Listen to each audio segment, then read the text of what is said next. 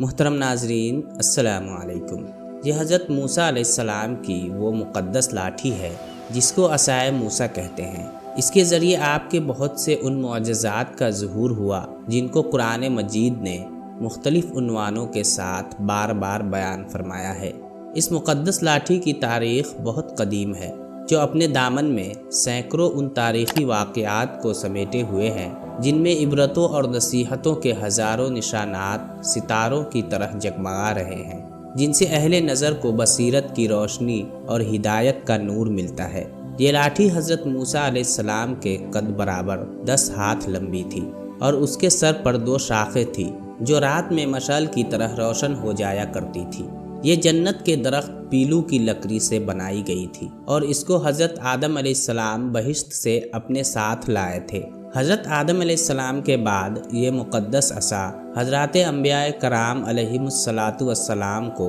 یکے بعد دیگرے بطور میراث کے ملتا رہا، یہاں تک کہ حضرت شعیب علیہ السلام کو ملا جو قوم مدین کے نبی تھے۔ حضرت موسیٰ علیہ السلام مصر سے ہجرت فرما کر مدین تشریف لے گئے اور حضرت شعیب علیہ السلام نے اپنی صاحبزادی حضرت بی بی صفورہ رضی اللہ عنہا سے آپ کا نکاح فرما دیا، اور آپ 10 برس تک حضرت شعیب علیہ السلام کی خدمت میں رہ کر آپ کی بکریاں چراتے رہے۔ اس وقت حضرت شعیب علیہ السلام نے حکم خداوندی کے مطابق آپ کو یہ مقدس عصا عطا فرمایا۔ پھر جب آپ اپنی زوجہ محترمہ کو ساتھ لے کر مدین سے مصر اپنے وطن کے لیے روانہ ہوئے اور وادی مقدس مقام طویٰ میں پہنچے تو اللہ تعالیٰ نے اپنی تجلی سے آپ کو سرفراز فرما کر منصب رسالت کے شرف سے سربلند فرمایا۔ حضرت موسیٰ علیہ السلام کو جب اللہ تعالیٰ نے فرعون کی ہدایت کے لیے اس کے دربار میں بھیجا تو 2 معجزات آپ کو عطا فرما کر بھیجا، ایک عصا،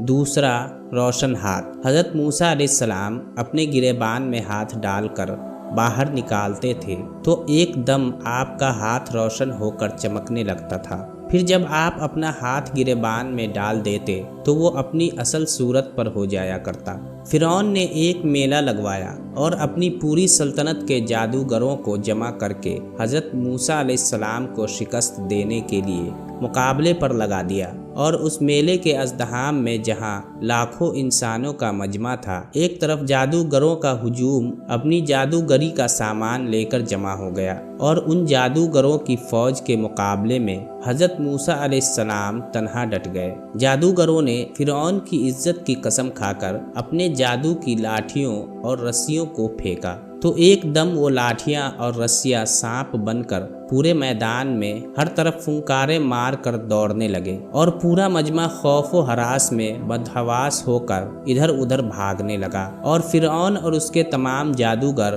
اس کرتب کو دکھا کر اپنی فتح کے گھمنڈ اور غرور کے نشے میں بدمست ہو گئے اور جوش شادمانی سے تالیاں بجا بجا کر اپنی مسرت کا اظہار کرنے لگے کہ اتنے میں حضرت موسیٰ علیہ السلام نے خدا کے حکم سے اپنی مقدس لاٹھی کو ان سانپوں کے ہجوم میں ڈال دیا تو یہ لاٹھی ایک بہت بڑا اور نہایت ہیبت ناک اژدہا بن کر جادوگروں کے تمام سانپوں کو نگل گیا۔ یہ معجزہ دیکھ کر تمام جادوگر اپنی شکست کا اعتراف کرتے ہوئے سجدے میں گر پڑے اور بآواز بلند یہ اعلان کرنا شروع کر دیا، ہم سب حضرت ہارون اور حضرت موسیٰ علیہ السلام کے رب پر ایمان لائے۔ بنی اسرائیل کا اصل وطن ملک شام تھا، لیکن حضرت یوسف علیہ السلام کے دور حکومت میں یہ لوگ مصر میں آ کر آباد ہو گئے اور ملک شام پر قوم عمالقہ کا تسلط اور قبضہ ہو گیا جو بدترین قسم کے کفار تھے۔ جب فرعون دریائے نیل میں غرق ہو گیا اور حضرت موسیٰ علیہ السلام کو فرعون کے خطرات سے اطمینان ہو گیا تو اللہ تعالیٰ نے حکم دیا کہ قوم عمالقہ سے جہاد کر کے ملک شام کو ان کے قبضے اور تسلط سے آزاد کرائیں۔ چنانچہ آپ 6 لاکھ بنی اسرائیل کی فوج لے کر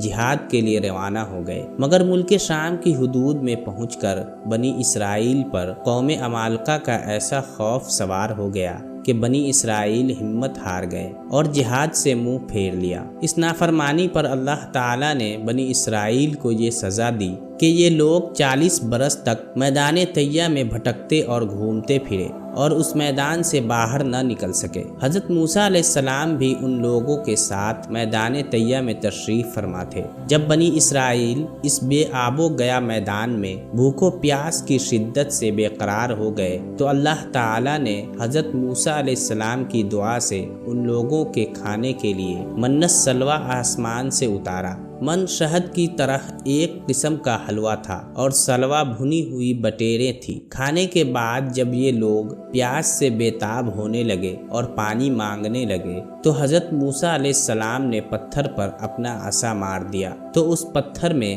12 چشمے پھوٹ کر بہنے لگے اور بنی اسرائیل کے 12 خاندان اپنے اپنے ایک چشمے سے پانی لے کر خود بھی پینے لگے اور اپنے جانوروں کو بھی پلانے لگے، اور پورے 40 برس تک یہ سلسلہ جاری رہا۔ یہ حضرت موسیٰ علیہ السلام کا معجزہ تھا جو عصا اور پتھر کے ذریعے ظہور میں آیا۔ حضرت موسیٰ علیہ السلام ایک مدت دراز تک فرعون کو ہدایت فرماتے رہے اور آیات و معجزات دکھاتے رہے، مگر اس نے حق کو قبول نہیں کیا، بلکہ اور زیادہ اس کی شرارت و سرکشی بڑھتی رہی، اور بنی اسرائیل نے چونکہ اس کی خدائی کو تسلیم نہیں کیا، اس لیے اس نے ان مومنین کو بہت زیادہ ظلم و ستم کا نشانہ بنایا۔ اس دوران میں ایک دم حضرت موسیٰ علیہ السلام پر وحی اتری کہ آپ اپنی قوم بنی اسرائیل کو اپنے ساتھ لے کر رات میں مصر سے ہجرت کر جائیں۔ چنانچہ حضرت موسیٰ علیہ السلام بنی اسرائیل کو ہمراہ لے کر رات میں مصر سے روانہ ہو گئے۔